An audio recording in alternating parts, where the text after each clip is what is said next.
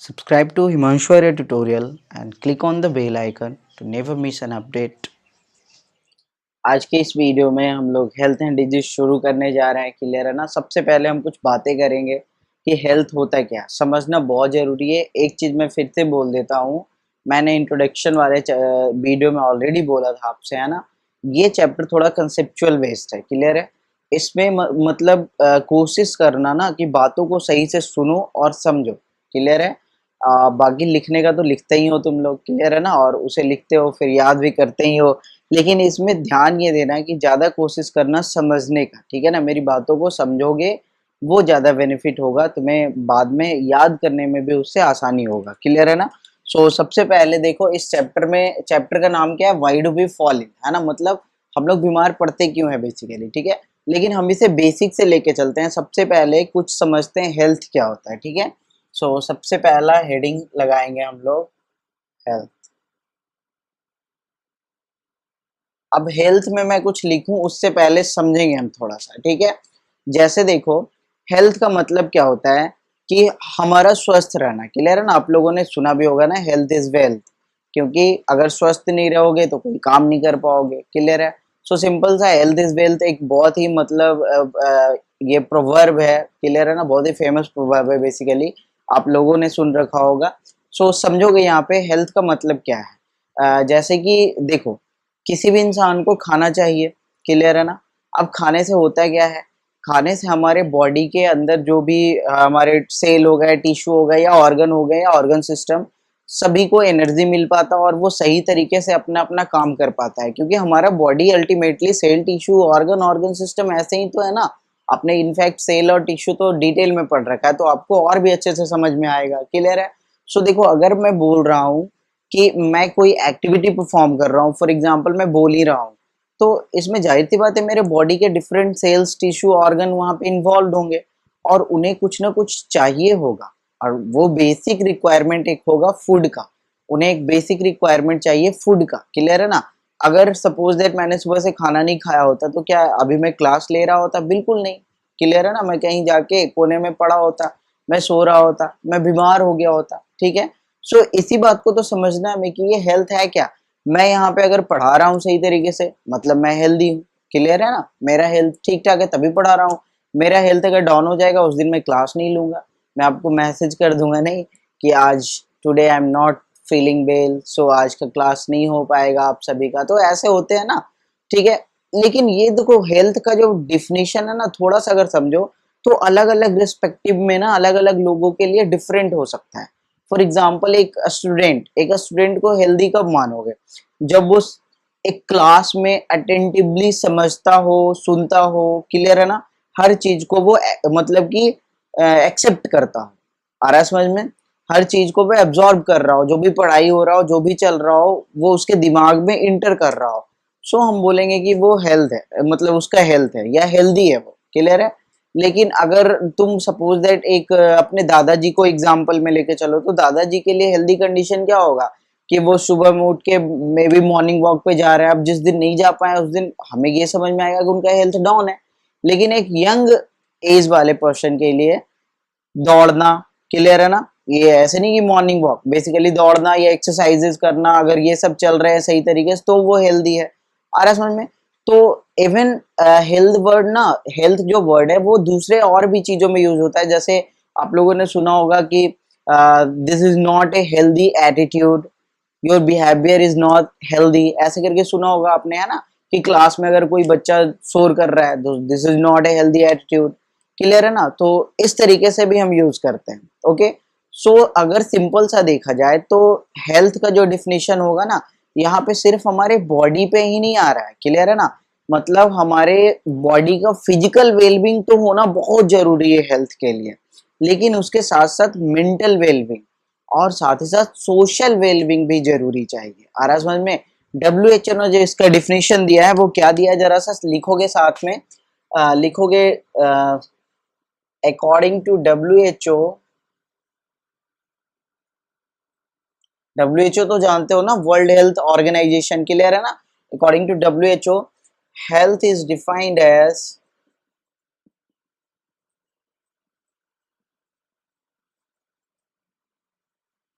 health is defined as a complete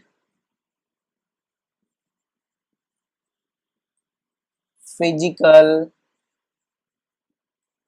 social and mental well-being। देखो मैंने यहाँ 3 word use किया है, समझने का कोशिश करोगे। फिजिकल वेलबींग है ना, सोशल वेलबींग और साथ ही साथ मेंटल वेलबींग। क्लियर है? So physical, social and mental wellbeing, ये तीनों मतलब सही होना चाहिए। वेलबींग तो समझ रहे हो ना, सही होना बेसिकली। क्लियर है ना? सो फिजिकल वेलबींग का मतलब क्या हुआ? फिजिकली स्ट्रांग होना है। फिजिकली हम जो भी एक्टिविटीज परफॉर्म कर रहे हैं वो सही तरीके से परफॉर्म होना चाहिए। अगर मैं दौड़ रहा हूँ तो ऐसा नहीं है कि मैं मुझे दौड़ने में तकलीफ हो, क्लियर है ना, परेशानी हो। और ओके, अगर मैं बोल रहा हूँ तो ऐसा नहीं है कि मैं बोल रहा हूँ थोड़ा देर बोलूँ। मतलब अगर मैं आधे घंटे का क्लास ले रहा हूँ तो ऐसा नहीं है कि 5 मिनट का क्लास में उसके बाद नहीं अब मेरे से नहीं होगा, है ना। सो वो तुम्हारा हेल्थ नहीं है बेसिकली। क्लियर है ना? वो तुम क्या है, हेल्थ तुम्हारा डाउन हो चुका है अगर ऐसे कर रहे हो तो। ठीक है, इसके बाद देखो सोशल थोड़ा सा समझोगे। सोशल वेलबींग का मतलब क्या होता है, इवन समझो कि किसी भी पर्सन का अगर कंप्लीट हेल्थ अगर मेंटेन करना है तो वो इंडिविजुअली मेंटेन कर ही नहीं सकता है, उसे दूसरे की भी जरूरत पड़ती है। आ रहा समझ में? सो उसी में आता है हमारा सोशल वेलबींग। सोशल वेलबींग का मतलब कि हुआ हमारे आसपास वाले के साथ हमारा रिलेशन कैसा है, हम समय पे किसी की मदद कर पा रहे हैं कि नहीं, समय मिलने पे हमें किसी का मदद मिल रहा है या नहीं। आ रहा समझ में? ये सारे भी फैक्टर्स ना अल्टीमेटली हेल्थ से ही रिलेटेड है। ओके, इसके बाद मेंटल तो समझ ही रहे होगे। क्लियर है ना? मेंटल वेलबींग होना बहुत जरूरी है। इनफैक्ट आज के तो समय में अगर मेंटली डिस्टर्ब होते हैं लोग तो that is also considered in in disease basically. ठीक है ना? और उनके लिए भी होते हैं बहुत सारे डॉक्टर होते हैं, साइकेट्रिस्ट होते हैं बेसिकली, समझते ही हो गए है ना, कि जो बेसिकली बस तुमसे बातें करेंगे तुम्हें क्या प्रॉब्लम है और बस उसी किसी न किसी तरीके से वो इलाज देंगे, कुछ दवाइयां भी देंगे, मेडिसिन भी देंगे। तो पहले तो इसका मतलब उतना ज्यादा था भी नहीं रोल। क्लियर है ना? लेकिन अभी जैसे जैसे समय बढ़ रहा है तो खास करके मेंटल डिजीज ना कुछ ज्यादा ही मतलब बढ़ता जा रहा है और लोगों को मतलब कभी भी कहीं भी कुछ भी हो सकता है मेंटल प्रॉब्लम। ठीक है ना? लोग देखते हो अक्सर मतलब डिप्रेशन में चले जाते हैं छोटी छोटी बातों को लेकर। Even even people commit suicide. तो सुसाइड अगर कमिट कर रहा है कोई तो समझ रहे हो कहीं ना कहीं वो मेंटल हेल्थ से ग्रसित है। क्लियर है? कहीं ना कहीं कुछ ना कुछ तो है। ठीक है ना? वो मेंटली फिट नहीं है, वो फिजिकली फिट है लेकिन मेंटली फिट नहीं है।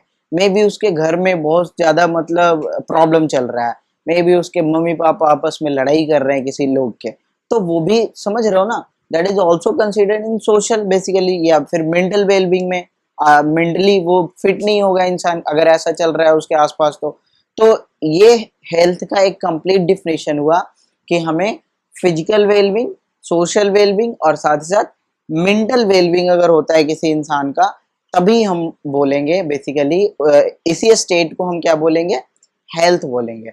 अब देखो समझना थोड़ा सा कि एक प्रॉपर हेल्थ अपनाने से क्या क्या बेनिफिट्स होते हैं। क्लियर है ना? सो यहाँ पे एक हेडिंग लगाओगे, इम्पोर्टेंस ऑफ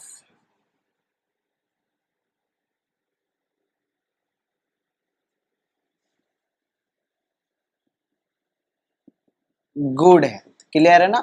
आखिर ये हेल्थ अगर अपनाते हैं तो क्या क्या इससे हमें बेनिफिट है, क्या क्या इसका इंपॉर्टेंस है। तो लिखेंगे, सबसे पहला पॉइंट लिखना है इसमें, इट इंक्रीजेज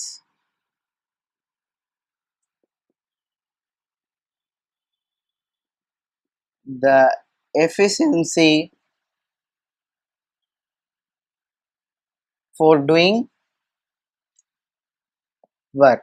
ये हमारे काम करने की जो क्षमता है ना उसे बढ़ाएगा। आ रहा है समझ में? हमारी जो एफिशिएंसी है काम करने की उसे बढ़ाएगा। अगर कोई अगर फॉर एग्जांपल अगर मेरा एग्जांपल ले लो कि अगर मैं 1 घंटे का क्लास ले रहा हूँ, अगर मैं हेल्दी रहता हूँ तो मे बी मैं 2 घंटे का भी क्लास ले सकता हूँ without losing the energy.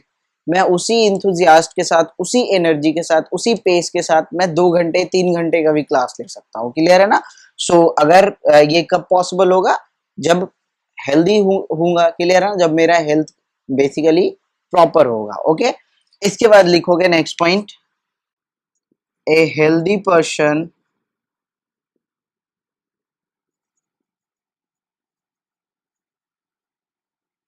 Can also give attention to the other members of family।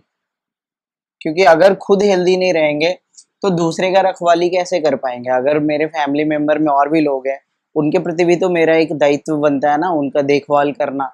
तो अगर मैं खुद हेल्दी नहीं रहूंगा तो दूसरे का कैसे रख पाऊंगा। क्लियर है, तो ये बातें समझ में आई। इसके बाद लिखोगे तीसरा point, it increases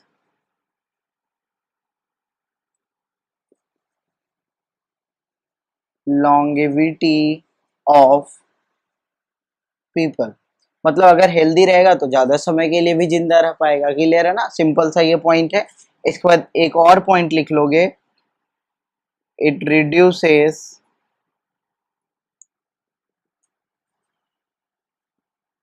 infant and maternal mortality rate.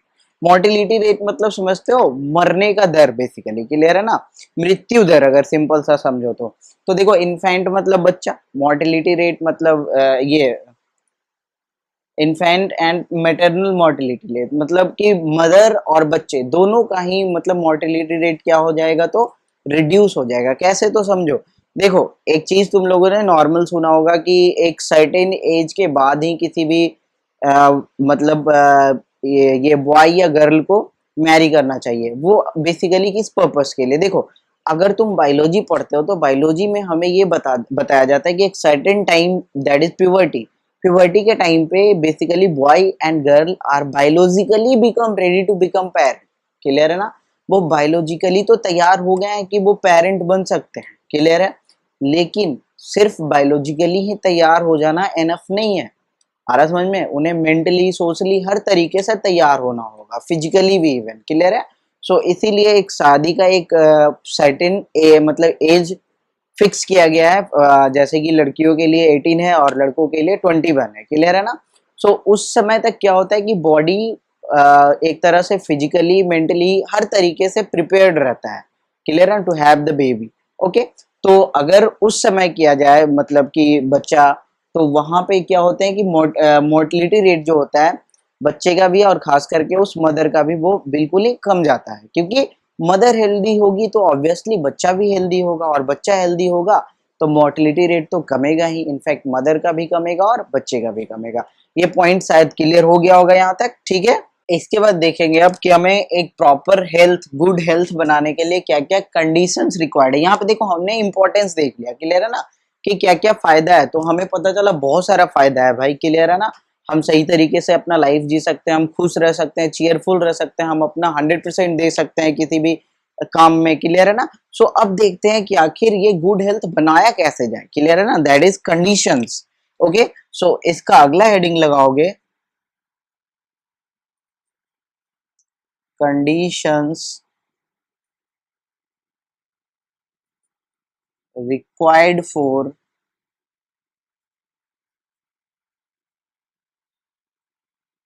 maintaining a good health। Clear है ना, क्या क्या कंडीशंस रिक्वायर्ड होते हैं, जरा इस पे बात कर लेते हैं। ठीक है, तो देखो सबसे पहला और सबसे इंपॉर्टेंट कंडीशन है balance diet, taking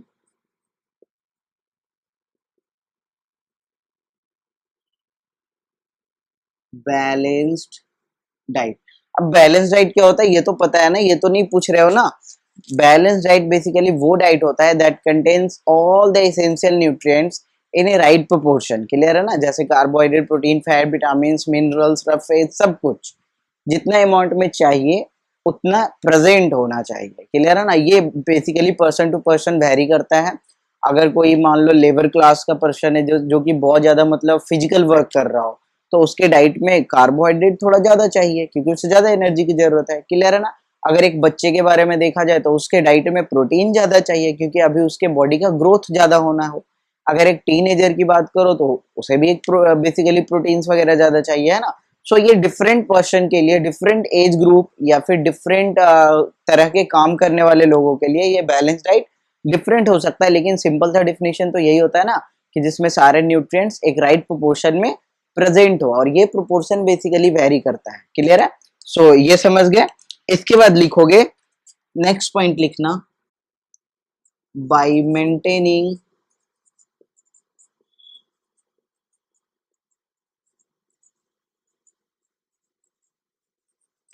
personal hygiene, और इसी के साथ एक और पॉइंट लिख लो, बाय मेंटेनिंग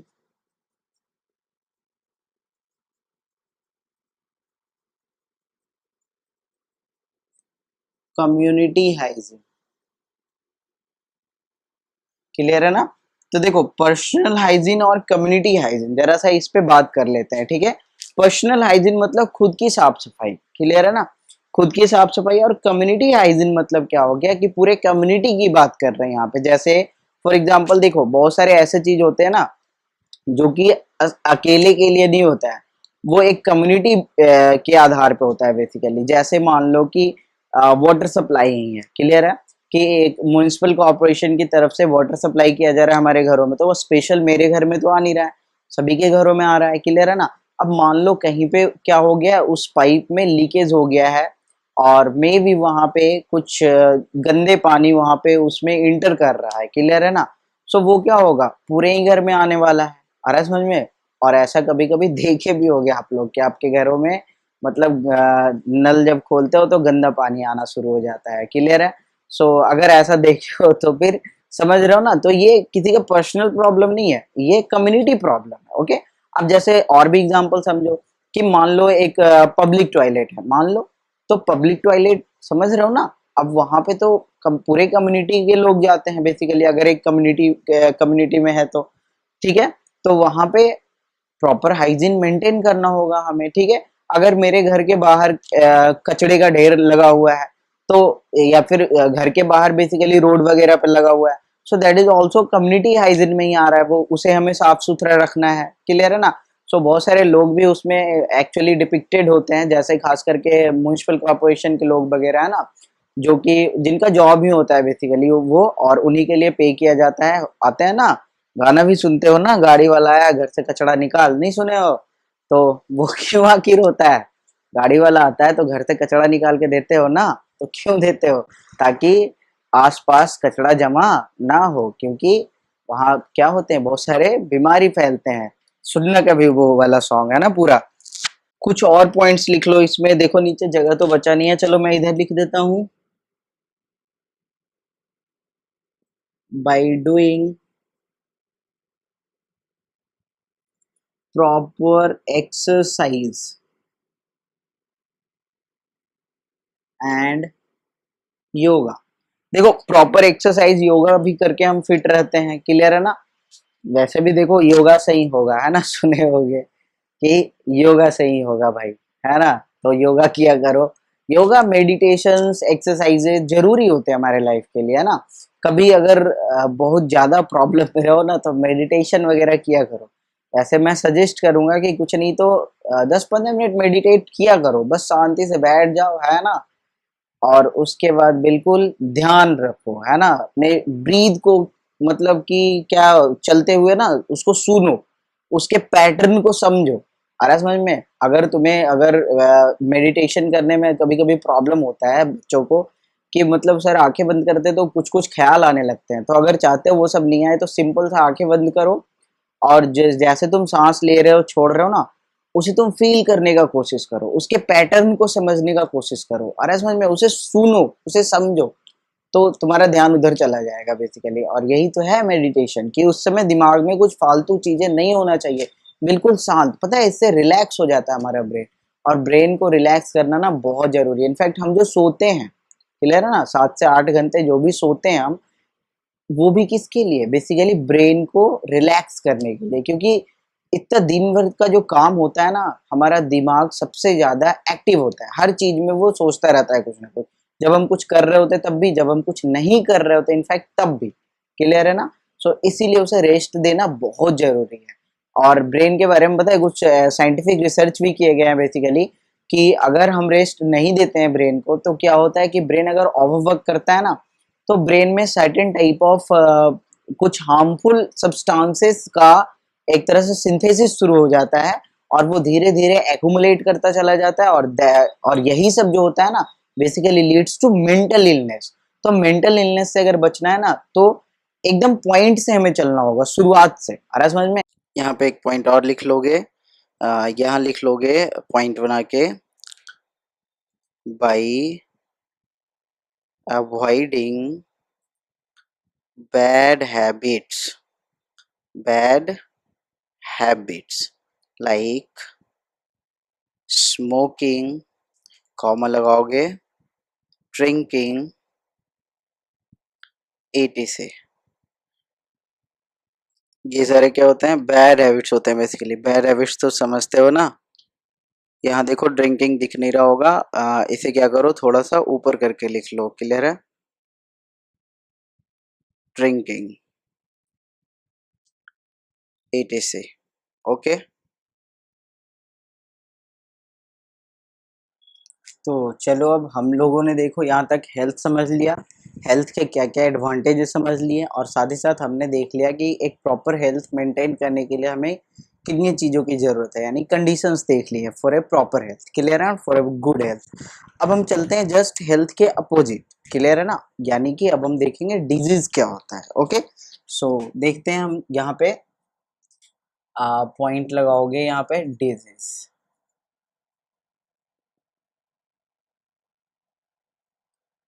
देखो डिजीज बेसिकली होता क्या है। डिजीज को अगर तुम तोड़ के देखो ना, तो इसमें दो वर्ड है। नहीं, डिजीज को अगर तोड़ो तुम, तो देखो एक तो वर्ड है तुम्हारा डिस, जिसका मतलब होता है विदाउट।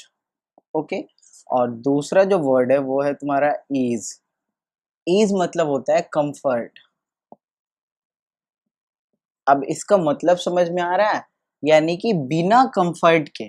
क्लियर है ना? यानी डिजीज बेसिकली वो कंडीशन है जिसमें हमारा बॉडी या बॉडी का कोई पार्ट कंफर्ट जोन में नहीं रहता है। आ रहा है समझ में?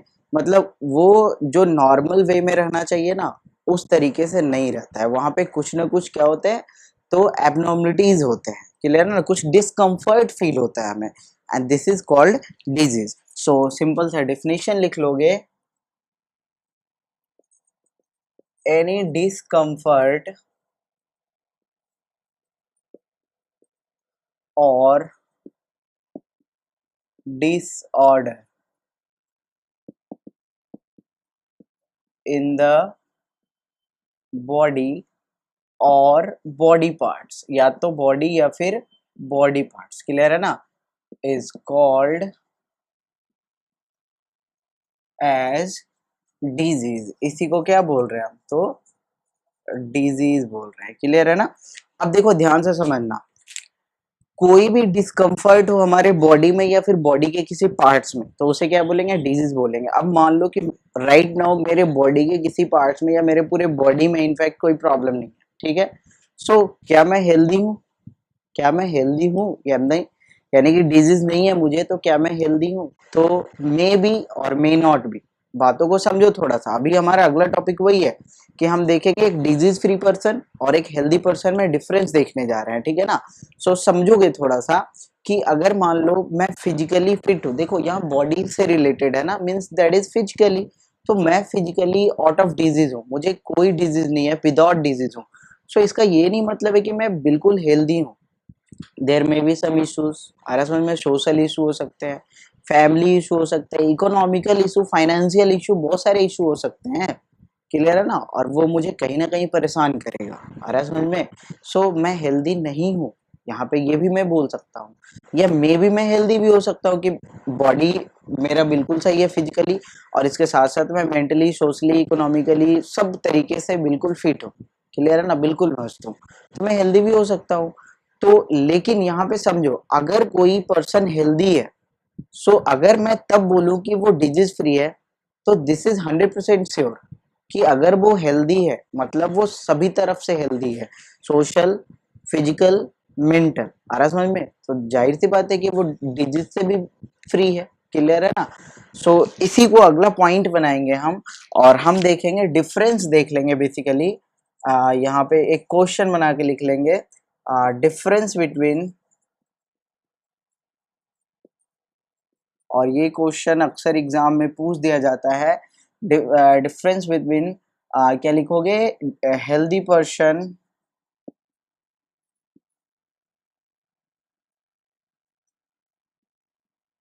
And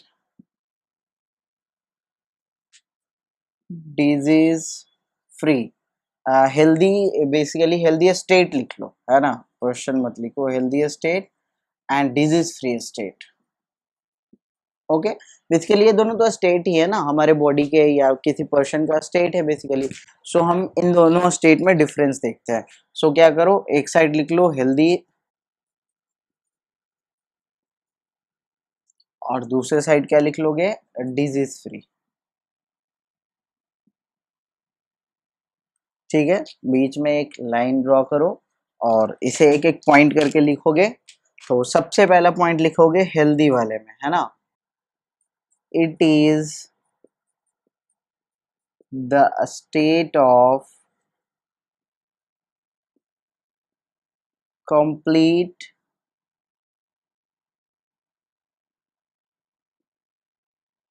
physical, mental and social wellbeing. Clear है ना? ये क्या है, एक स्टेट है जिसमें हमारा मतलब किसी भी इंडिविजुअल का फिजिकल, मेंटल और सोशल तीनों तरह का वेलबींग देखा जाता है। लेकिन डिजीज फ्री वाले में क्या लिखा जाता है, सिर्फ फिजिकल वेलबींग देखा जाता है। क्लियर है ना? सो इसमें लिख लेना, it is the state of physical wellbeing,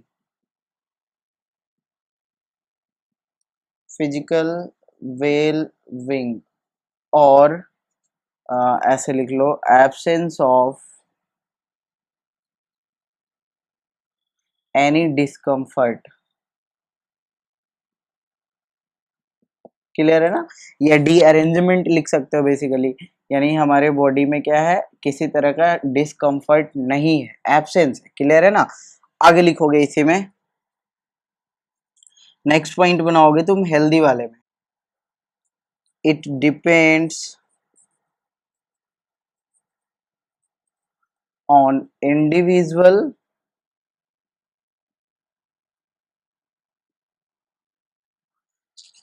as well as social environment. यानी कि हेल्दी रहने के लिए हमारे पास जो सोसाइटी है वो भी एक रोल प्ले करता है, लेकिन ये क्या है, इसमें सिंपली किसका रोल है, इंडिविजुअल का है। ओके, इट इज रिलेटेड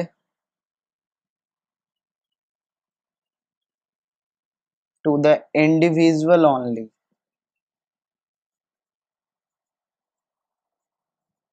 ठीक है ना? तीसरा पॉइंट लिख लोगे हेल्दी वाले में, ए हेल्दी इंडिविजुअल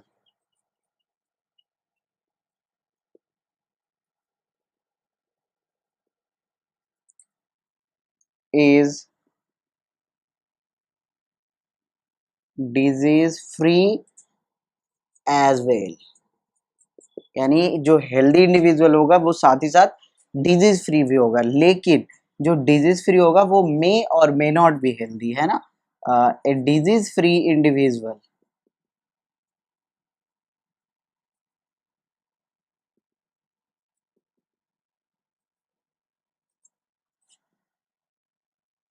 मे और मे नॉट बी हेल्दी। ठीक है ना? तो इतना पॉइंट समझ में आ गया? ओके, इसके बाद क्या करोगे, एक पॉइंट और लिखोगे, है ना, लेकिन यहाँ पे जगह नहीं है तो इसे इरेज करता हूँ, पहले इसे नोट कर लो, फिर इसे इरेज करके एक पॉइंट और लिखवाऊंगा बस, उसके बाद आज का क्लास खत्म करेंगे। ठीक है ना? तो जल्दी से नोट करो इसे। तो इरेज करता हूँ इसे, है ना? बस जल्दी से खत्म करते हैं अब।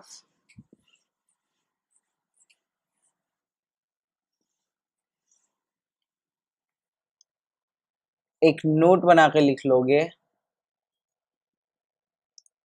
Disruption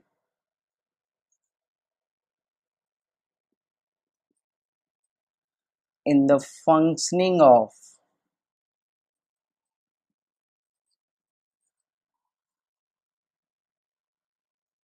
any tissue, organ or organ system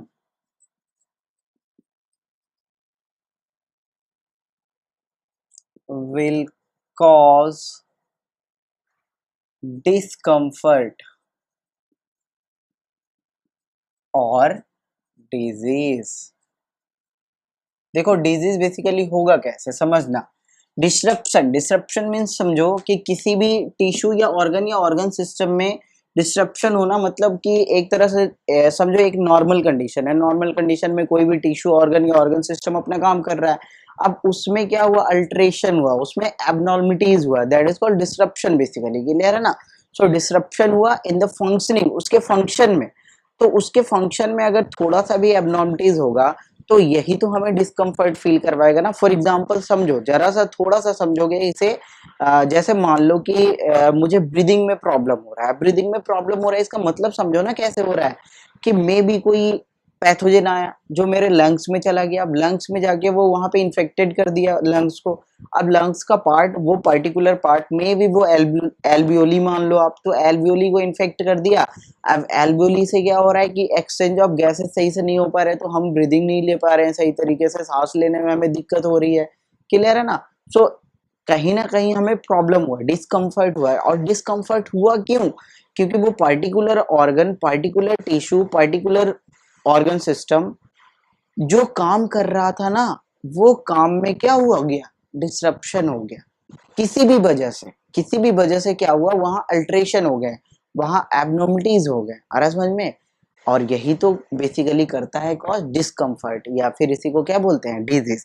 तो हमें सबसे पहले ये पता लगाना होगा कि आखिर ये जो पर्टिकुलर डिसरप्शन हुआ है किसी के फंक्शनिंग में, तो कहाँ हुआ है, और वो डिजीज बेसिकली कौन सा है, यानी हमें डिजीज को डायग्नोस करना है। सो नेक्स्ट पॉइंट लिखेंगे अब, diseases are diagnosed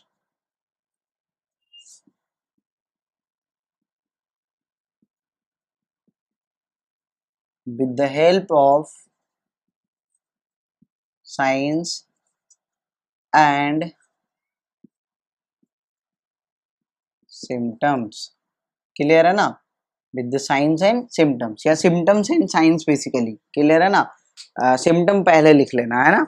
सो समझोगे यहाँ पे डिजीज को डायग्नोस कैसे करेंगे, पता कैसे करेंगे हम, तो with the help of sine and symptom. अब देखो साइन सिम्टम क्या होता है, इन दोनों में डिफरेंस क्या होता है, इसे देखेंगे अब हम अगले क्लास में। तो नेक्स्ट क्लास में हम यहीं से रिज्यूम करेंगे सिम्टम और साइन से, और फिर सिम्टम साइन में भी डिफरेंस समझेंगे। अभी जो भी चीजें पढ़ रहे हैं ना, सारे कंसेप्चुअल चीजें हैं, तो अभी क्लास मिस नहीं करोगे, कोशिश भी नहीं करोगे क्लास मिस करने का, नहीं तो फिर समझ में नहीं आएगा आगे का कॉन्सेप्ट। फिर आगे तो बहुत ही स्मूथली निकलेगा जब हम डिजीज पे पहुंच जाएंगे ना, वो इन्फेक्शियस डिजीज पे जब हम एक एक डिजीज करके पढ़ना शुरू करेंगे, तो वहां पे बिल्कुल ही स्मूथली निकलता चला जाएगा हमारा सिलेबस, वहां पे टाइम नहीं लगेगा।